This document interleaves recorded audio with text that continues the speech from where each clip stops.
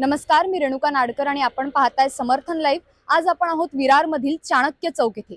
इथे जो काही हा डीपी होता त्याची उंची अतिशय कमी होती, ती आता सध्या वाढवण्यात आली आहे। ती का वाढवण्यात आली आणि कशा पद्धतीने वाढवण्यात त्याच्याबद्दलचा अधिक तपशील आता आपण जाणून घेऊयात। नमस्कार, मी गणेश भाईदे, शिवसेना शहर प्रमुख विरार। मॅडम, आता आपण प्रश्न केलात या डीपी बद्दल विचारलं। मी तर महावितरणला हे सांगेन की विरार शहरात ज्या अशा डीप्या आहेत, जमलेल्या डीप्या, त्या सर्व डीप्यांची उंची वाढवणं किंवा त्या डीपी त्याला उंचीवर नेऊन ठेवणं। कारण आता दरवर्षी ही आपण डीपी बघताय, या डीपीमध्ये ही डीपी जमिनीवर होती, खाली भूमीवर होती। आणि जेव्हा हा सकल भाग आहे, या भागात जेव्हा पाणी भरतो 3-3, 4-4 पाणी इथलं जात नाही, ओसरत नाही, आणि त्यामुळे इथली वीज काढली जाते। जर डीपी लाईट चालू ठेवली तर नागरिकांच्या जीवाला धोका उत्पन्न होऊ शकतो, त्यामुळे वीज काढली जाते। तर महावितरणला आम्ही पाठपुरावा केला की अशा ज्या डीप्या जमलेल्या त्यांची हाईट उंची वाढवून, जेणेकरून पाऊस पाणी जरी साचलं तरी वीज काढली जाणार नाही। कारण वीज काढली जाण्या गेल्यामुळे काय लोकांचं अनोट नुकसान होतं। त्यामध्ये घरात लहान मुलं असतात, आजारी माणसं असतात, त्यांना हवा, पंख्याची हवा मिळत नाही, एसी हवा मिळत नाही, घरचं फ्रीजचं अन्नधान्य खराब होतं। अशा बऱ्याचशा गोष्टी आहेत जेणेकरून लोकांचं दरवर्षी फर्निचर खराब होतं या पावसाच्या पाण्यामुळे। आणि ते 3-3, 4-4 पाणी लोकांच्या घरात असतं, त्यामुळे लोकांचं अनुनात हाल होतात। त्यामुळे आम्ही वारंवार प्रशासनाला आणि नगर MSCBला, महावितरणला आम्ही पाठपुरावा केला आणि लेटर दिलं, निवेदन दिलं, जाऊन भेटलो त्यांना। आणि नंतर त्या लोकांनी आता ही सुरुवात केली आहे आणि बऱ्यापैकी आता एक इथे असेल, अजून 2-4 आपल्या विभागात असलेल्या अशा डीप्या त्यांनी वर घेतल्यात, उंच केल्यात। त्यांना मी धन्यवाद देतो त्याबद्दल। मग तुम्ही कधीपासून या गोष्टीचा पाठपुरावा घेता आणि किती वेळानंतर त्यांनी ह्या गोष्टीवर ऍक्शन घेतली?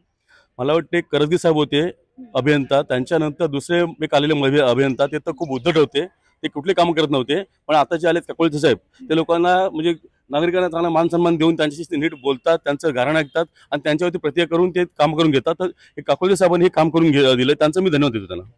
मग या संदर्भात इथले जे काही इतर नगरसेवक आहेत किंवा इथले जे काही सत्ताधारी पक्ष आहेत त्यांनी कुठली कारवाई केली का? मॅडम, नगरसेवक जेव्हा पाणी भरतं तेव्हा येतात, लोकांना खिचडी वाटप करतात, गाडीतून येतात, आता ते ठीक आहे, त्यांचं काम करतात ते। पण जर त्यांनी लक्ष घातलं असतं ती अवस्था नसती। कारण माझ्या माहितीनुसार आम्ही तर मला तर 20 वर्ष झाली विरारला, इकडे नगरसेवक, नगरपालिका सत्ता त्यांचीच आहे, बहुजन विकास सत्ता आहे। पण त्यांनी जर काही फॉलोअप केलं असतं, लोकांच्या सेवेसाठी ते उतरलं असतं, तर अशा या गोष्टी झाल्या नसत्या किंवा हे असे जे दिवस आले नसते लोकांचे। तर त्यांनी लक्ष घातलं पाहिजे, पण लक्ष घालत नाहीत, म्हणून आम्हाला सामान्य नागरिकाला आता याच्यात उतरावं लागतंय आणि आम्हाला लक्ष घ्यायला लागतंय त्या लोकांसाठी। आणि आपलं तर तुम्हाला माहिती ब्रीद वाक्य शिवसेनेचं, जिथे समस्या गंभीर तिथे शिवसेना खंबीर। मग शिवसेनेच्या माध्यमातून अजून कुठे असं काही तुम्ही राबवणार आहात की म्हणजे तुम्ही काय ऍक्शन घेणार की सत्ताधारी पक्षाने घेणार? संपूर्ण विरार शहरामध्ये आम्ही आमचे जिल्हा प्रमुख असतील, आमच्या जिल्हा संघटक असतील, वसईचे मेन ऑफिसर जाऊन कंप्लेंट की तक्रार केली आहे।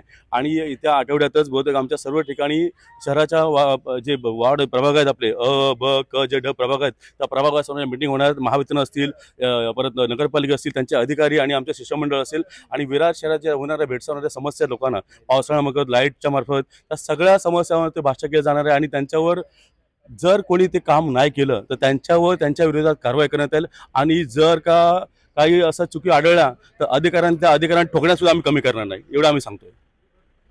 त्यामुळे त्या अधिकाऱ्यांनी आता जे काही कामं असतील ती करून घ्यावी आणि स्वतःचं लौकिक आणि स्वतः त्यांची जबाबदारी जी आहे, जनतेसाठी ते काम करावं, कोणा एका पक्षासाठी नाही किंवा कोणा एका अधिकाऱ्यासाठी नाही। तर त्यांनी त्यांची जाणीव, त्यांची जबाबदारी ओळखून त्यांनी अधिकाऱ्यांनी काम करावं, अन्यथा त्यांना आम्हाला मारायला सामोरं जावं लागेल।